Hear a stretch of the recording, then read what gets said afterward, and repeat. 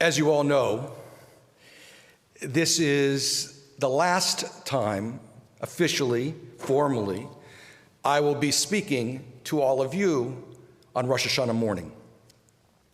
So I thought you'd indulge me in a little bit of nostalgia as I look back at my own experiences as a rabbi over these 40-some years. My very first pulpit as a student rabbi leading services for Rosh Hashanah was in Muskogee, Oklahoma. Now there's a little Twitter because some of you may understand that Muskogee was a word that had meaning in terms of the culture wars of the 60s and 70s. All I knew about Muskogee, Oklahoma was what I knew from the Merle Haggard song, "I'm proud to be an Okie from Muskogee." Some of you probably do remember, "I'm proud to be an Okie from Muskogee. We don't smoke marijuana in Muskogee. We don't take our trips on LSD. We don't burn our draft cards down on Main Street. We like living right and being free." It went on to say, "We don't let our hair grow long and shaggy like the hippies out in San Francisco do. I'm proud to be an Okie from Muskogee, a place where even squares can have a ball." So when I went back to Cincinnati to Hebrew Union College and they told me that that's where I was leading services, I was a little intimidated by what I might expect in that town.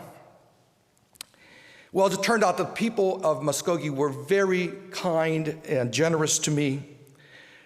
But I was there for 10 days, often on my own. And so one day I was sitting in a diner at the lunch counter, minding my own business, when an older gentleman came and sat next to me, looked me up and down and said, "What's the matter? Can't you afford razor blades?" I laughed. I said, yeah. He said, "No." I said, "Can't you afford razor blades?" He said, "Oh, I guess not." And I tried to, again, laugh it off. He said, "I said, can't you afford razor blades?" And then he said, "You're from around here?" I said, "Nope." "Just passing through, huh?" "Nope." He said, "How long are you here for?" I said, 10 days. He said, "You're a con man, huh?"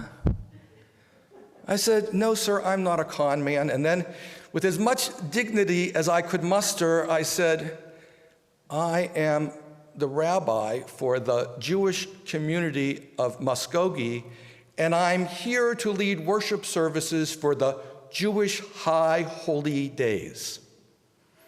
He looked at me and said, "Oh, you must know my wife Hazel. She plays piano for the choir."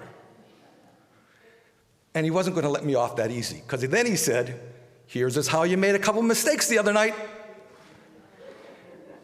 Now, I learned something very important there at that lunch counter in Muskogee, Oklahoma.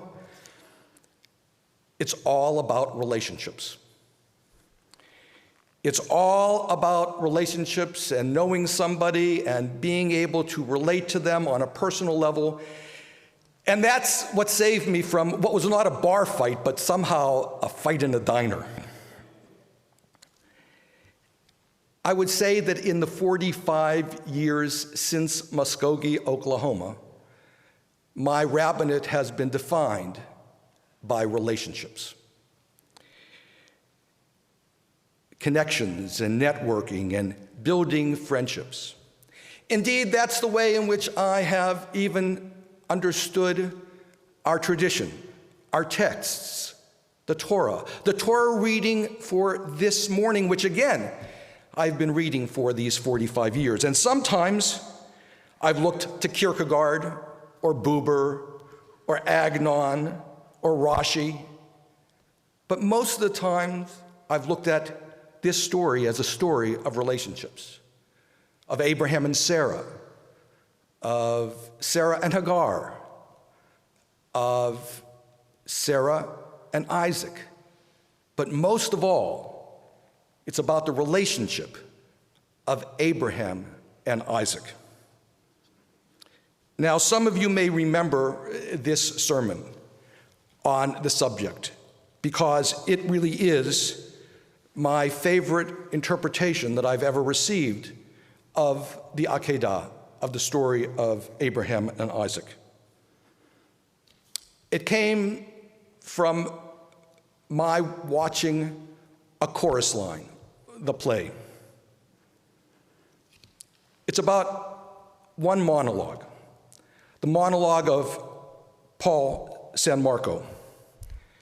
Paul San Marco is a young gay man coming from an immigrant family, very conservative Catholic, never coming out to his parents, but having been beaten up in parochial school a number of times, he drops out of school.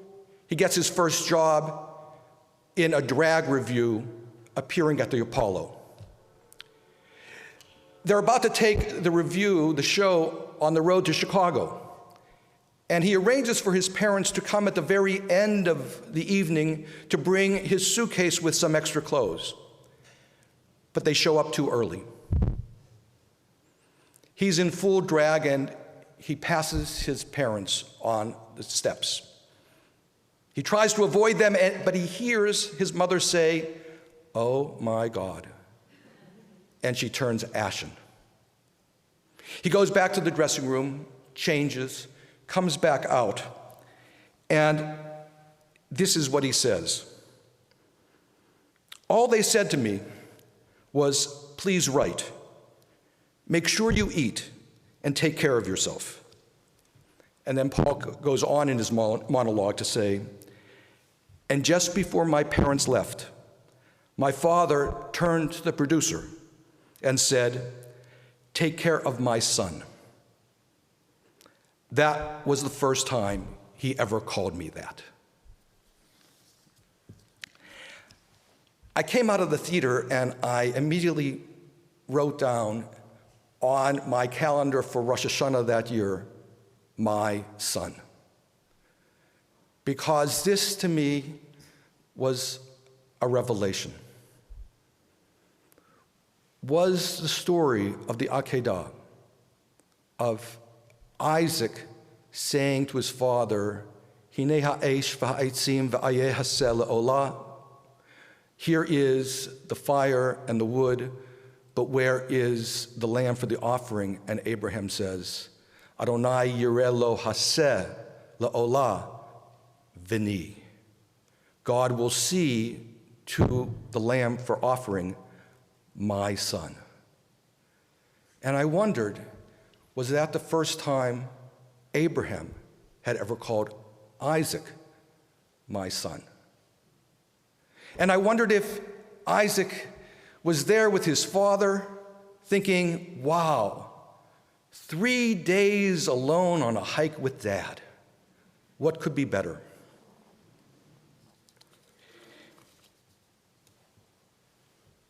It's all about relationships.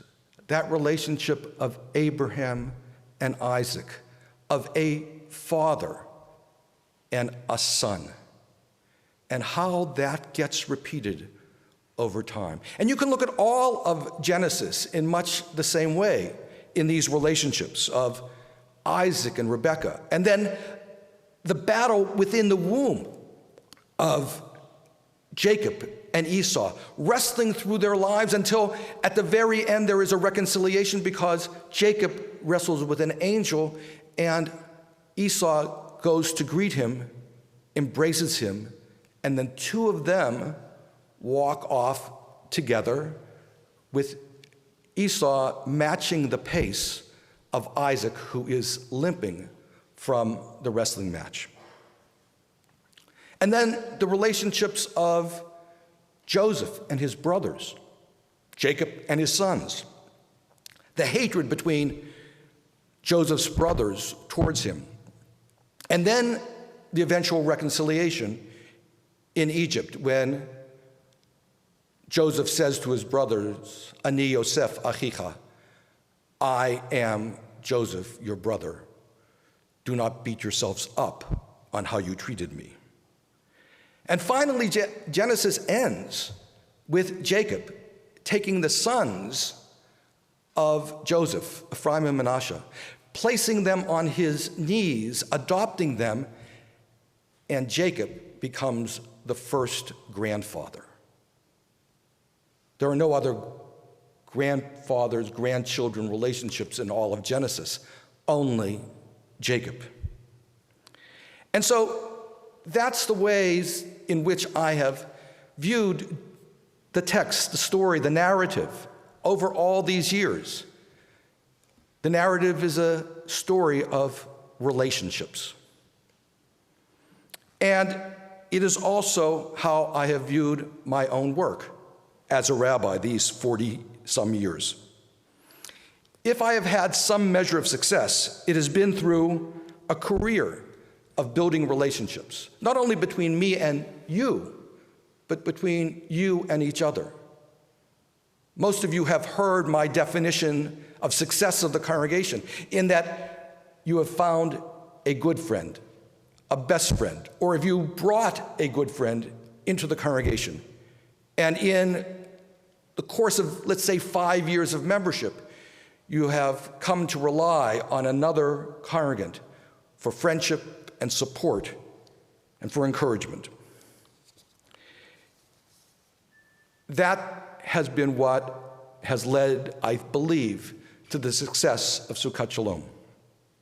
But it has also been how I've defined my own career. I have studied in universities and colleges and seminaries. I've spent many hours in study halls and retreats and lectures. I've read my share of books. I've been fortunate to study with some of the giants of Jewish thought of the 20th and 21st century. And I hope I've learned something from all of that. But ultimately, I have learned the most at your kitchen tables. In a hospital waiting room or in a hallway, in informal encounters in the grocery store or the cleaners, at Starbucks and at other diners, at wedding receptions and shivas and baby namings and bar and bat mitzvah. That's where I have learned the most and been influenced by those relationships.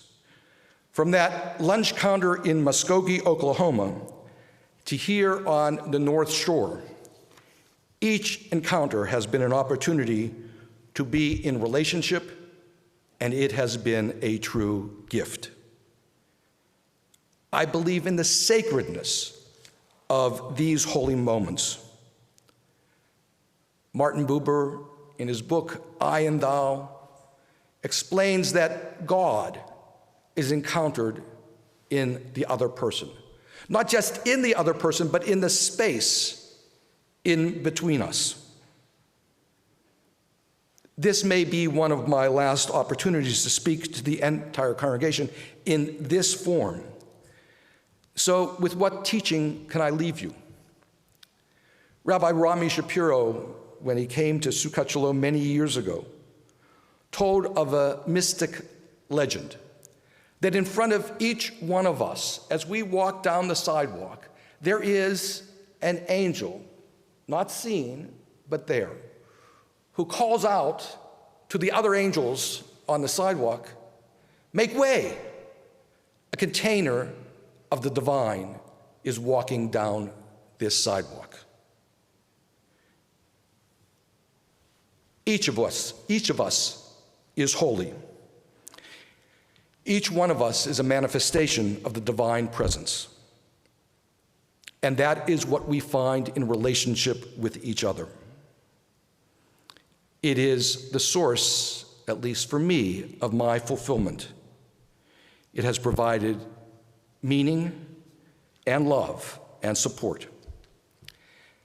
Victor Hugo, before it was a lyric in a song, wrote, "To love another person is to see the face of God." You have blessed me with the opportunity to find God, to find meaning and inspiration in my relationships with you. I am forever grateful. Shana Tova.